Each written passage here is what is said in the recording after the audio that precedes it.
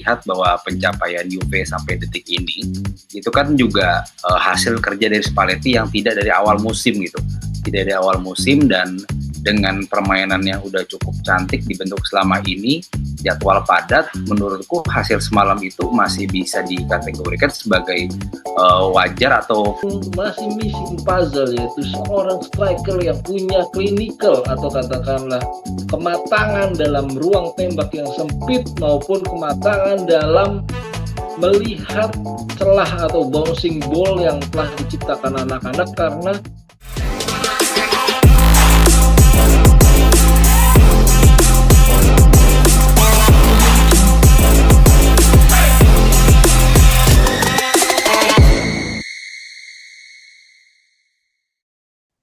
untung aja ada Kalulu ya Mas ya. Kalau nggak kita hampir kalah nih ya. Ya, epic comeback dari Kalulu. Hai Sobat Suara Juventini. Balik lagi tentunya bareng aku Amel yang akan menjadi host kali ini. Dan tentunya aku nggak sendirian karena aku ditemani oleh dua narasumber kita, yaitu ada Mas Genta dan juga Mas Suryo. Boleh dong Mas disapa dulu nih teman-teman Suara Juventini. Silakan Mas Genta. halo teman-teman Suara Juventini, selamat malam juga Amel dan juga para fans dari Jeremy Boga. Oke, terima kasih Mas Genta. Boleh silakan Mas Suryo nih, disapa-sapa dulu teman kita. halo, assalamualaikum warahmatullahi wabarakatuh. Salam sejahtera untuk semuanya. Om Swastiastu, Namo Buddhaya, salam kebajikan. Terutama untuk Juventini di seluruh dunia yang menyaksikan ini. Oke, terima kasih Mas Suryo. Nah, jadi kali ini teman-teman kita akan membahas ya review pertandingan Juventus versus Lazio, tentunya bersama dengan narasumber kita yaitu Mas Suryo dan Mas Genta. Nah, tapi sebelum kita masuk nih ke materi yang pastinya seru nih, aku mengingetin nih buat teman-teman yang mungkin nih mau bergabung menjadi membership Suara Juventini ya. Jadi kalian selain bisa mendapatkan kesempatan nih untuk jadi salah satu narasumber, kalian juga akan tergabung dalam grup WhatsApp kita yang pastinya kita selalu update nih tentang Suara Juventus, tentang klub kesayangan kita yaitu Juventus. Nah, buat teman-teman yang juga mau memberikan dukungan lain, sekarang kita udah ada QR ya. Jadi kalian tinggal scan aja gitu ya, biar kita mungkin bisa lebih sering nih untuk ketemu offline antara host dan juga narasumber. Oke, kita langsung aja nih masuk ya ke materi kita ya. Saya kan Juventus kemarin nih nyaris kalah nih saat menjamu Lazio di Giornata 24 ya. Dimana kita untungnya nih ada gol ya di menit ke-96 yang dicetak oleh Kalulu, setidaknya menyelamatkan lah Juventus dari hasil yang buruk nih. Padahal kita main di kandang sendiri ya. Kalau sampai kalah, aduh kacau deh ya. Kalau kita lihat kan padahal sejak awal pertandingan Juventus sih sebenarnya sudah menciptakan momentum nih. Gol cepat dari Koopmeiners sempat tercipta, namun kan dianulir nih karena posisinya offside. Ya di mana Thuram nih dalam prosesnya. Bahkan sebelum momen offside tersebut kan ada insiden pelanggaran terhadap Abel di kotak penalti yang tidak mendapat perhatian dari wasit nih. Sebuah keputusan yang tentunya berpotensi mengubah jalannya pertandingan sejak dini. Situasi kemudian kan berbalik menjelang akhir babak pertama di mana ada kesalahan nih dari pemain kita yaitu Locatelli yang tidak menyadari adanya tekanan dari Daniel Maldini yang berujung pada serangan Lazio dan gol yang dicetak Pedro. Babak kedua baru berjalan gitu ya, Juventus kembali dikejutkan oleh serangan balik cepat Lazio yang berujung gol kedua. Tembakan keras dari jarak menengah nih membuat Di Gregorio tidak mampu nih berbuat banyak ya, yang akhirnya Juventus sempat tertinggal di 0-2 ya. Dalam kondisi tersebut kan Juventus bereaksi nih dengan intensitas tinggi. Gol pertama lahir melalui sundulan dari Weston McKennie ya, lagi-lagi dari skema crossing Cambiaso ya, area yang konsisten nih dia eksploitasi oleh Juventus gitu ya. Selain itu kan kalau kita lihat ada tekanan nih datang bertubi-tubi. Padahal kalau kita lihat kita tuh udah melepaskan 34 tembakan nih ya. Juventus tuh udah melepaskan 34 tembakan walau mungkin hanya 8 yang mengarah ke gawang, tapi kan kita malah baru bisa nih menyamakan kedudukan ya yang tercipta di menit ke-96. Nah, kalau kita lihat nih Mas Suryo dan juga Mas Genta, kalau kita lihat kan padahal Juventus mendominasi ya dengan begitu jelas gitu ya, baik dari sisi penguasaan wilayah, lalu ada intensitas tekanan maupun volume serangan gitu ya. Kira-kira mengapa sih Juventus justru sangat kesulitan nih menghadapi Lazio dalam pertandingan ini? Silahkan deh, Mas Genta dulu deh, boleh? Silahkan Mas Genta. Oke, oke, terima kasih Amel. Mas Suryo izin duluan nggak apa-apa ya? Ya, jadi sebenarnya Dengan senang hati, Bro Genta. ya, yang perlu digarisbawahi sebenarnya di sini tuh adalah kita tidak perlu panik, tidak perlu kayak merasa resah dengan hasil semalam ya. Karena kita udah sering bahas bahwa di bulan Februari ini nih jadwal Juventus sangat padat dan juga sangat berat gitu. Kita harus merendah diri juga, kita harus melihat bahwa pencapaian Juve sampai detik ini itu kan juga hasil kerja dari Spalletti yang tidak dari awal musim gitu, tidak dari awal musim, dan dengan permainan yang udah cukup cantik dibentuk selama ini, jadwal padat, menurutku hasil semalam itu masih bisa dikategorikan sebagai wajar atau ada pemakluman ya di tengah jadwal Juve yang padat, di mana kita apalagi nanti sampai ke akhir Februari kita bisa cuma main selang 3 hari gitu. Nah, nanti kita juga akan membahas soal pemain-pemain gitu ya. Nah, jadi menurutku secara general kita tidak perlu panik, tidak perlu resah dengan hasil semalam yang menurutku untuk ukuran Juve Spalletti yang memang bisa dihitung jari lah ya, dari segi bulan Spalletti melatih Juve itu hasil semalam udah cukup realistis sih. Jadi kita tinggal menatap ke depan bagaimana, yang penting optimis, dan dari segi permainan sebenarnya Juve sama sekali nggak jelek sih kalau menurutku. Cukup menenangkan kok untuk lanjut ke depan. Itu paling. Oke, terima kasih Mas Genta. Kalau dari pendapat Mas Genta ini masih oke lah ya, karena memang Februari ini kan seperti yang kita tahu itu Juventus banyak ya, nggak hanya Giornata Yes. 24 gitu ya, kita juga ikut pertandingan-pertandingan lain dan kejuaraan lain. Kalau dari Mas Suryo gimana nih Mas? Pendapat ya, silakan Mas Suryo. Suatu epic comeback yang dijalani Juventus setelah mengalami ketertinggalan 2-0. Ini hal yang luar biasa. Di mana tidak mudah dengan rata-rata usia pemain yang muda, kemudian mengembalikan skor dari 2-0 menjadi 2-2. Kalau gue ngelihatnya dari sudut pandang gue ya, disclaimer on, ini suatu kemajuan progres mentalita grinta, Vino alla fine, berjuang sampai akhir tanpa mengenal menyerah, Vino alla fine, terus kita berusaha walaupun sempat tertinggal 2-0, tapi Vino alla fine, Grinta tetap berjalan dan epic comeback terjadi sekali lagi, Mbak Amel. Ya, terima kasih Mas Suryo. Betul sekali ya. Maksudnya walaupun kita sempat tertinggal, tapi kita mentalnya nggak ngedown gitu ya. Jadi kita masih mau mengejar gitu. Dan untungnya kita bisa menyamai kedudukan ya. Jadinya kita juga nggak kalah di kandang sendiri. Yes. Oke, itu aja ya, Mas Suryo, atau ada tambahan lagi Mas? Ya, ya, dengan epic comeback, kalau kita ya istilah anak zaman sekarang ya, dengan ketinggalan 2-0 di kandang, suatu mental yang sangat positif dan memang berat ya, karena ini di kandang sempat ketinggalan 2-0, menunjukkan bahwa ini anak-anak muda yang rata-rataan muda ini punya mental yang cukup baik untuk mengembalikan posisi dari ketertinggalan menjadi sama. Syukur-syukur nanti kita bisa meningkatkan progres dari ketinggalan, seri, kemudian menang. Gitu Mbak Amel. Oke, terima kasih Mas Suryo. Amin amin ya. Jadi besok-besok semoga kita nggak hanya menyeimbangkan skor gitu ya. Kalau bisa kita langsung malah balap gitu, kita kalahin lawannya ya.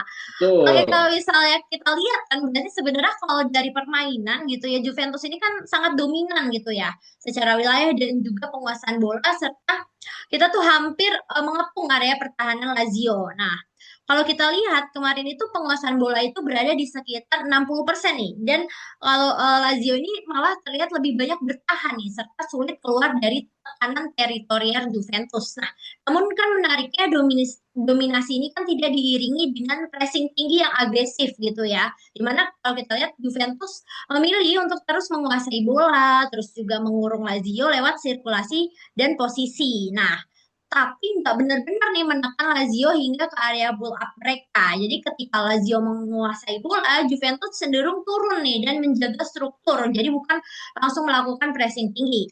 Nah, pilihan ini eh, Jadi kan menunjukkan bahwa Juventus tuh tidak mengambil pendekatan all out pressing ya. Juventus lebih memilih bermain dengan bola gitu ya, ketimbang menekan tanpa bola. Nah, masalahnya kan pendekatan ini justru berujung pada situasi yang paradoks nih. Dengan dominasi penguasaan bola yang begitu lama, kan Juventus malah terjebak pada kesalahannya sendiri gitu ya. Terutama saat kehilangan bola di area yang berbahaya nih, yang kemudian dimanfaatkan Lazio untuk menciptakan ancaman dan juga gol. Nah, kalau kita lihat nih, Mas Genta dan Mas Suryo, jika Juventus ya, kalau kita lihat sudah sedominan itu gitu secara wilayah dan bola, mereka mengapa nih mereka tidak sekalian menekan gitu ya? Dan apakah keputusan untuk tidak pressing ini justru menjadi bumerang nih bagi Juventus sendiri? Gimana? Silakan Mas Suryo pendapatnya. Ya, saya agak nggak setuju ya, karena gini, Juventus kalau ngelihat dari permainan melawan Lazio semalam, sebenarnya finishing yang diperlukan secara kematangan itu datang dari seorang striker dalam tanda kutip yang sudah matang.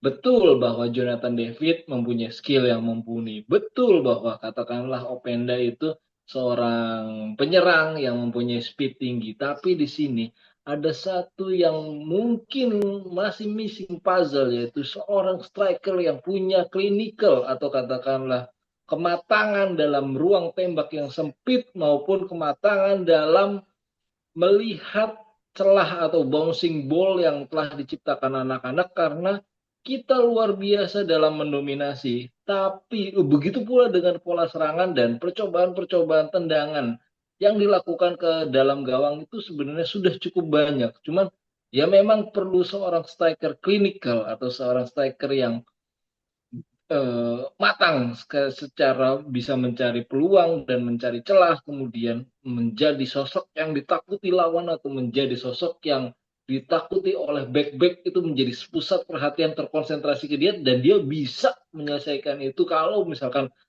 seorang striker ini kali ditutup, dia bisa nyari celah, di cover dia bisa berkelit gitu, di tackle dia juga bisa bisa mengelit, menghindar gitu. Nah, itu yang diperlukan itu. Dulu mungkin ada sosok Higuain. Nah, seperti ini yang sosok Higuain ini yang diperlukan Juve saat ini untuk mematangkan peluang-peluang yang sudah ada. Gitu, Mbak Amel. Oke, terima kasih Mas Suryo. Karena kalau kita lihat tadi kan sebenarnya tembakan Juventus ke kandang Lazio ini kan cukup banyak ya. Tapi mungkin belum ada striker yang mungkin lebih berani gitu, yang menciptakan peluang dan juga strategi yang memang sekali dia mengarahkan ke kandang lawan gitu bisa menjadi sebuah gol gitu ya, bukan hanya ke arah kandang saja. Kalau dari Mas Genta bagaimana nih Mas? Silakan Mas. Ya, sebenarnya sepakat dengan Bung Suryo juga. Aku nambahin dikit aja. Sebenarnya ya, ya itu tadi balik lagi ke awal bahwa tidak ada yang perlu ditakutkan dari match malam ya. Permainan Juve walaupun memang tidak klinikal, tapi secara permainan terbuka, dan itu tuh sangat apa ya? Sangat berpeluang untuk sebenarnya Juve bermain menyerang dan mencetak gol lebih dari 3 dengan gaya permainan semalam. Jadi dari segi mereka mengurung Lazio gitu dan menjaga pertahanan, sebenarnya tidak ada yang perlu diragukan. Dan semalam itu kan memang big match ya gitu, dan Lazio juga dilatih sama Sarri gitu, bukan pelatih main-main. Jadi dengan mereka bisa mencetak 2 gol ke gawang Juve itu juga sebenarnya bukan berarti Juve-nya bermain sangat jelek gitu. Nanti kalau kita mau bahas per individu mungkin habis ini, tapi balik lagi kalau secara umum permainan Juve kemarin itu masih bisa dikategorikan permainan salah satu permainan terbaik Spalletti sih di musim ini bersama Juve gitu. Kita lihat dari segi 20 menit terakhir aja, itu nggak ada dulu 2 musim terakhir Juve bisa main seperti itu loh. Dan pasti juga Juventus ini ngelihat di serang 20 menit terakhir itu nggak mungkin nggak yakin bahwa akan tercipta gol. Pasti yakin karena mainnya udah sebegitu bagusnya. Mungkin bener kali tadi yang Bung Suryo bilang, kalau kita punya striker ala Higuain itu mungkin bisa 5 gol gitu. Tapi kan kita nggak bisa, ya udah cuma 2 gol gitu. Betul. Secara keseluruhan kalau bisa menambahkan dari Bro Genta tuh kita dirampok. Artinya kabal dalam posisi seperti itu, tidak ada penalti, kemudian golnya Koop Miners yang dikatakan Thuram offside itu sebenarnya disclaimer ya, ini pendapat gue ya, itu juga masih subjektif gitu. Nah, itu kan sebenarnya udah Koop Miners banget itu golnya, kayak Steven Gerrard kalau kita bisa lihat di Liga Inggris itu memang ciri khas ini perlu dikeluarkan, dan memang ini ciri khas Koop Miners aslinya adalah box to box gitu. Itu sudah mulai keluar Koop Miners itu semalam. Cuman itu sekali lagi subjektivitas wasit, karena sebenarnya Thuram itu tidak dalam keadaan menyentuh bola. Ya banyak sih pasti teman-teman yang mungkin silahkan berkomentar yang mempunyai pengetahuan lebih daripada saya maupun Bro Genta, monggo-monggo aja gitu, atau katakanlah mau lebih asik lagi di grup WA membership, monggo-monggo dengan 20.000 atau katakanlah 30.000 dalam 1 bulan. Monggo-monggo kita berkomentar atau chat di WA grup yang lebih enak gitu Mbak Amel.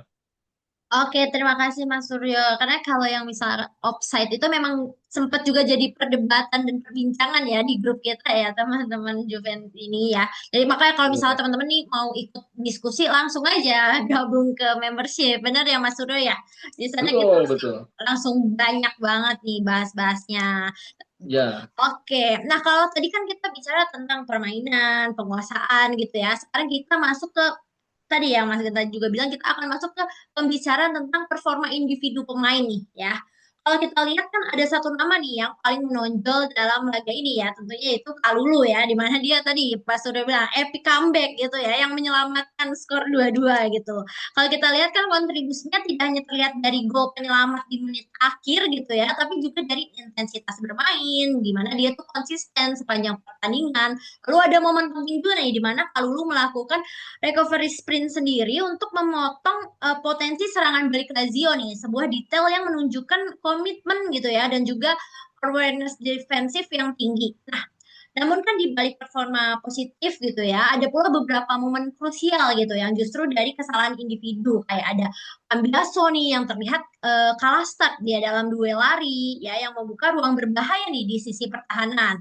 Lalu juga ada Locatelli yang beberapa kali malah tanpa kurang awas nih terhadap situasi di sekitarnya ya termasuk momen kehilangan bola yang berdampak langsung pada lahirnya serangan Lazio. Nah, kesalahan-kesalahan kecil ini kan menjadi signifikan gitu ya, karena terjadi di fase-fase sensitif pertandingan gitu ya. Dan pada akhirnya berpengaruh langsung terhadap perubahan skor tentunya dalam laga dengan margin tipis. Nah, detail-detail seperti ini kan yang menjadi penentu gitu ya. Nah, bagaimana nih Mas Genta dan juga Mas Suryo itu menilai perbedaan performa individu ini, di mana kalau lu tampil dengan intensitas dan konsentrasi tinggi gitu kan, sementara malah pemain seperti Locatelli dan Cambiaso malah melakukan kesalahan krusial gitu. Kira-kira apakah kesalahan ini gitu ya disebabkan tadi kan juga sempat dibilang sama Mas Genta di awal kalau Juventus ini memang lagi pertandingannya lagi banyak gitu ya. Tentunya kan mungkin ada mungkin faktor kelelahan atau juga karena intensitas pertandingan yang cuma berapa ya 3 hari langsung tanding lagi gitu ya 3 harian nggak sampai seminggu atau justru masalah struktural pertahanan nih yang membuat pemain jadi sering berada dalam situasi sulit. Selain itu nih gimana pendapat Mas Genta dan juga Mas Suryo gitu. Kira-kira pemain mana lagi nih yang performanya itu layak mendapat sorotan baik secara positif maupun negatif ya yang selain yang aku sebutin tadi karena kontribusinya atau justru karena kesalahan nih yang memiliki dampak langsung tentunya bagi pertandingan Juventus versus Lazio kemarin. Gimana nih? Siapa yang mau duluan? Siapa yang sudah tidak sabar menyebutkan? Boleh deh, Mas Suryo deh. Mas Suryo Suryo senyumnya dulu baru makin mau ngomong. membah, Suryo dulu makin aja. lebar. Suryo dulu aja. Kalau aku mau panjang. Oke, boleh silakan Mas Suryo. Ya sedikit saja ya, panjang kali lebar sama dengan luas gitu. Di sini kan kalau gua ngelihatnya pertama dari sisi pelatih ya kan. Pelatih menangani tim ini tidak dari awal dan mempunyai progres yang cukup ya, cukup membanggakan kalau menurut gue ya. Melihat daripada anak-anaknya ini bukan atas request langsung dari awal beliau atau Mr. Spalletti gitu. Memanfaatkan apa yang ada dan kemudian Kalulu dengan kematangannya akhirnya bisa menjadi seorang back yang menonjol. Memang ada Locatelli, kesalahannya. Kemudian ada saat Cambiaso lupa mengcovernya. Tapi ini memang sekali lagi berbicara dalam hal stamina melalui pertandingan-pertandingan yang padat. Ini jelas terlihat bahwa konsentrasi sudah mulai berkurang, di mana Locatelli kehilangan bola dan kemudian terjadi proses gol. Cambiaso juga telat dalam mengcover, kemudian terjadi proses gol, dan saya juga kurang paham dengan statusnya di Gregorio sebagai kiper gitu, karena sebenarnya gol kedua itu tidak perlu terjadi kalau dia punya kesigapan Setuju, yang setuju. lebih baik gitu. Karena kan itu sebenarnya itu tendangan spekulatif dari jarak yang menengah lah ya, bisa dibilang nggak nggak jauh tapi juga nggak pendek. Artinya sebenarnya dalam posisi ini nih si pemain Kalau Lazio ini sudah jangkauan ya, yang ya dekat lagi. sudah sudah hampir kekejar sebenarnya, hampir walaupun telat langkah gitu ya. Tapi Cambiaso membalikannya dengan umpan yang ala-ala cantik untuk McKennie yang jadi gol. Jadi impas lah kalau Cambiaso. Memang yang kurang di Setuju, setuju. Locatelli ya. Memang beberapa kali ada percobaan tendangan spekulatif yang hampir. Tapi Provedel pun sebagai kiper Lazio tampil luar biasa. Tendangan Yulis kenceng banget itu. Tangannya tetap dapat tapi yang tektokan dari McKennie, aduh ya kan. Yang sebenarnya yang jadi perlu jadi sorotan adalah Jeremy Boga, ya kan. Memang pas awal-awal nih, terutama ini ya pendapat pribadi ya, saya agak ragu gitu. Tapi pas terjadi umpan kemudian kalau lu mencetak gol sesuai dengan nama Jeremy Boga, boleh juga. Ini Jeremy boleh juga nih Boga. Umpannya cantik loh itu. PD ya kan lawan Lazio, kemudian dapat bola, dikontrol sedikit, diumpan, terus kalau lu juga mateng apa sundulannya juga kencang. Bremer juga pas di babak pertama karena kurang hoki aja. Sundulannya juga kencang gitu. Ya ini main-main aja lah kalau menurut gue, kabel yang mestinya kita dirampok ini sama wasitnya. Kalau menurut saya, bukan saya mengecilkan arti wasit, bukan dalam arti saya seorang Juventini yang tidak punya pandangan luas, tapi ini memang kalau ngelihat dari big screen-nya ada subjektivitas wasit. Ini teman-teman silahkan kalau punya pendapat yang beda, monggo silahkan ya kan. Kalau ini kejadian gitu, udah menang 5-2 udah pasti kan.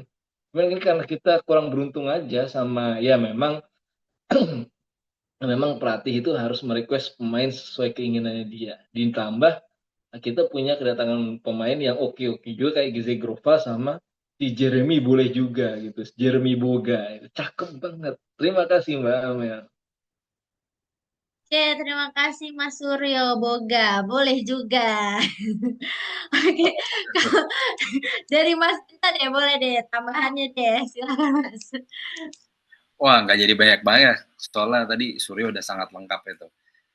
Nggak Jadi apa-apa. sebenarnya, jadi kan dari sejak sebelum lawan Atalanta tuh, gue udah bilang kalau Juventus ini nih even sama Atalanta dibandingkan, kita tuh kalah tim A tim B-nya. Maksudnya kita tidak punya tim B pelapis sebaik Atalanta gitu ya. Dan itu kan kejadian di Juventus mungkin dari lawan Atalanta dan juga tadi malam, di mana ya Locatelli, Cambiaso memang melakukan kesalahan, tapi itu ya menurutku adalah akibat dari memang Juve tidak punya pengganti yang sepadan dari sebutlah dua orang tadi ya, Cambiaso dan juga Locatelli. Jadi masih bisa dibilang sangat wajar ketika mereka membuat kesalahan, toh setelahnya benar tadi Bung Suryo bilang Cambiaso bikin assist dan Locatelli tetap bermain stabil sepanjang pertandingan. Tapi kan memang kalau kayak Pundit atau media lebih seksi untuk mengangkat kesalahan ya dibanding keberhasilan atau kehebatan mereka di lapangan gitu. Padahal mungkin kesalahannya kecil, terus stabilan permainannya tetap di atas 90%, tapi itu nggak dilihat. Nah, makanya kalau bicara Locatelli dan Cambiaso yang didengungkan terus gitu, menurutku sih itu masih ya sangat wajar lah. Sekali lagi dalam hal Juve tidak punya tim B yang bisa melapis mereka berdua dengan baik. Terus dari segi padatnya jadwal juga. Nah, terus kalau tadi soal Boga itu juga cakep, betul, setuju. Dan memang nih pemain kayaknya jangan main dari menit awal ya. Mendingan dia jadi game changer gitu di babak kedua menit 70 ketika tim lawan udah mulai capek, dia beraksi lah. Karena kemarin malah aku nggak yakin kalau misalnya Boga ini main dari awal bisa se-eksplosif itu gitu. Kemarin kelihatan dia gerak sekali aja tuh pemain bek kanan Lazio udah dengan mudah kepancing gitu kan, mungkin karena faktor stamina juga udah menit 80 ke atas ya. Itu udah menit-menit Boga bisa beraksi dengan baik sih. Paling itu aja sih poin.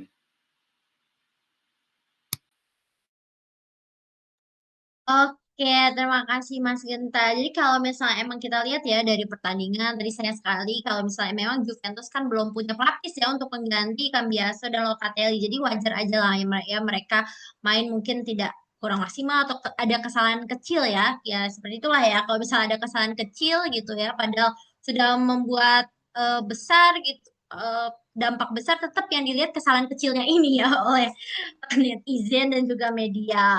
Oke, itu dia tadi teman-teman Suara Juventini pembahasan kita ya tentang review Juventus versus Lazio. Kayak yang tadi disebutin Mas Surya juga nih, kalau misalnya kalian ada pendapat lain gitu tentang offside atau tentang eh, itu ya yang winter mercato kita ya yang baru dapet yaitu Boga gitu, kita boleh langsung aja diskusi di kolom komentar. Jangan lupa buat di like, di share ke teman-teman yang lain, dan juga jangan lupa komen yang banyak gitu, kita diskusi di bawah. Kalau gitu saatnya aku Amel dan juga narasumber kita Mas Suryo dan Mas Genta pamit undur diri. Kita tutup Yes. dengan final Afine. Oh, Forza Forza Juve! Juve!